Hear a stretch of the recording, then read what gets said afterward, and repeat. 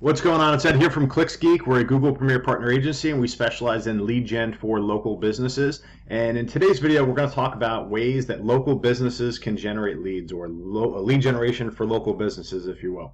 So I'm just going to run through a really wide swath of examples, and you've got to think about whether or not these would work for your business based on your transaction size. So how big is the client lifetime value, how often they purchase, how many leads it takes for you to get a sale, that kind of stuff. So, simple stuff right out of the gate. There's a saying, if you could have one unfair advantage in marketing, what would it be? You want the starving crowd. You want the people that are super hungry for what it is that you do, and by default, in local business, that's going to be Google. I know that sounds weird, but if you think about it, those people are going to Google looking for the solution. They're actively seeking it out. So let's say you're a junk removal business. There are people right now that are going to Google typing in junk removal services near me, junk removal in name of city. So they're actively seeking out exactly what it is that you do. So you're going to want to be in the Google Ads section, you're going to want to be in the Google Maps section, you're going to want to be in the Google Organic section. So right there are three different styles of marketing and advertising that you can run to get people that are actively looking for what it is that you do. The same thing goes for Bing. Bing is another search platform. DuckDuckGo is another search platform that you could potentially be on as well. Another place would be something like Facebook ads. Now, Facebook ads is not the starving crowd, but you can put advertising in front of people based on where they are and some demographic targeting. You could also do retargeting there as well. So Facebook is another good source, not my favorite. I'm partial to Google Ads. That's what I do for a living. But the idea of being in front of the starving crowd is really important, so that's why I like it. Other things you can do. You could do direct mail. You could do every door direct mail. You could do door knocking, depending on your customer lifetime value. You could do, I did direct mail. You could do cold calling if direct mail isn't a good option. If you're going to do cold calling and it is B2C, just make sure you clean your list for do not call. Just you don't want to be calling those people and getting calls from your state. If it's B2B, you don't necessarily need to do that. What else can we talk about here? You could be doing something on Craigslist. You could be doing things on bandit signs. So a bandit sign are those little yard signs you stick out on the road at like busy intersections and can put out in front of customer houses, intersections, stop signs. The town is going to likely take them away. So what I would recommend is don't put your main business line on there. Put a call tracking number, so get CallRail or CallFire or something like that, and get a handful of rental tracking numbers that will forward to your main line, but you want it as a tracking number. That's what I would do. That would be my recommendation.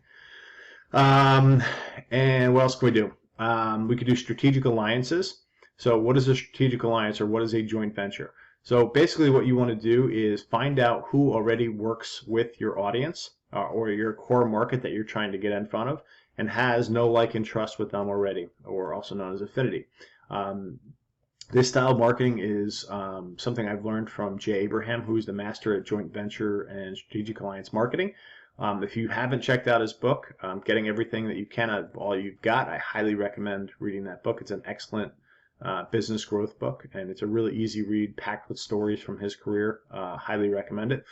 But basically you want to find anybody in the market that is already working with the customers that you want to work with. Now, if you're a junk removal service, it doesn't mean you're targeting other junk removal services, but it might be that you are targeting, let's say, pest control companies or roofing companies, or anybody that is already working with the demographic audience that you're looking to target, and work out some sort of an alliance where they refer you business, you refer them business, or potentially you are marketing to their list. There's all sorts of different ways you can run joint ventures and strategic alliances. I'll give you an example. If in my world, if you're an agency that offers PPC services, what you might do is go target all web design companies that don't offer PPC services and work out a relationship with a web designer and say, every new customer you refer to me, I'll give you 100% of their month one revenue, or something along those lines, or a sliver a percentage of the ongoing revenue. Whatever it is, there's tons of different ways you can run joint ventures and strategic alliances.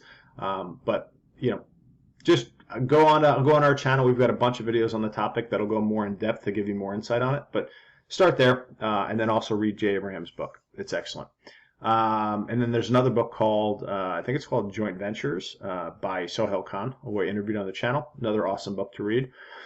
What else can we do? So we talked about Craigslist. We talked about Google ads, Facebook ads, strategic alliances, cold calling, door knocking, bandit signs. You can do your local advertising. Other things I like, though, at the local level is potentially looking at buying leads. In past videos, I've knocked buying leads, but I said with the caveat of, is this your only way of bringing in deal flow? If you're strapped for cash and this is kind of you kicking things off, then buying leads is probably a good option because it'll get you moving quickly and get you in front of the people that are looking for exactly what it is that you do. However, it shouldn't be a long-term solution. You should be using it as kind of a launch pad, if you will, so that you can build out your own internal marketing processes and systems so that you're generating your own leads and not reliant on a lead source. Because if that lead source decides to not sell to you anymore and sell to your competitor for 50 cents more per lead or whatever, or you have a personality issue with them and it just doesn't work, your business could literally dry up overnight, and that is a tough pill to swallow. So I'd say be careful there. Use it as a supplement. Use it if it's a start. Use it as if it's something where you don't have any other lead sources, use it right from the get-go. Sorry, I just got a phone call buzzing in. If it's your only source of leads, okay, go for it. But as soon as you can, get out of that and start building your own systems. At that point, once you have your systems in play, you could always supplement with buying leads from other sources, but make sure it doesn't represent like 20, 30, 40% of your inbound leads, because it is risky at that point. If you're dependent on any one source of anything, it's risky, and that goes for all of your marketing sources. As soon as you've got one channel that's working well for you, try to diversify and get a second channel working well for you, and a third channel working well for you. A couple other things we can do here. Content like this will generate leads, and if you're a local business, it could just be you on job sites talking about jobs, talking about pricing, talk about how this stuff works, talk about what the process would look like if you went out to their house to do an estimate, that kind of stuff, testimonials, reviews. You could be doing the same thing on Facebook Lives. You could be doing the same thing in local Facebook groups. LinkedIn groups, anywhere where there are groups of people that you service, you can be putting stuff like this out into those groups. Don't be overly preachy. Try to be helpful. Try to give good information that's worth watching, and not overly promotional like buy my roof, buy my roof, buy my roof. Talk about more like the shingle types that are in vogue now, or going asphalt shingle versus cedar shingle versus slate, or anything along those lines. But you want to think about types of content you can do to build up your brand in the market and not just jam offers down their throat. And then on top of all of this, you could be doing retargeting.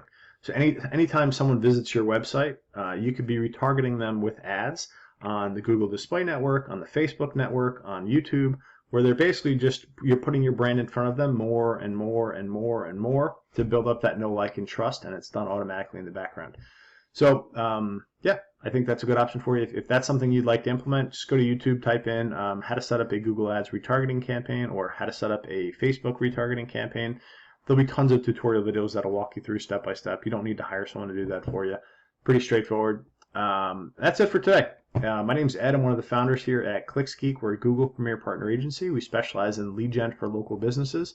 If you need anything, I'll drop a link to an application below and you can fill that out. I just noticed I just changed rooms. I'm in the office that used to be my son's room, and we switched things around. So I haven't got my wall art up there yet. So if you've been watching this video and aren't familiar with our channel, you might be like, what the hell is this guy with his name up in the background for? That's it. Hope you have a great day. If you need anything, reach out. Take care. Bye.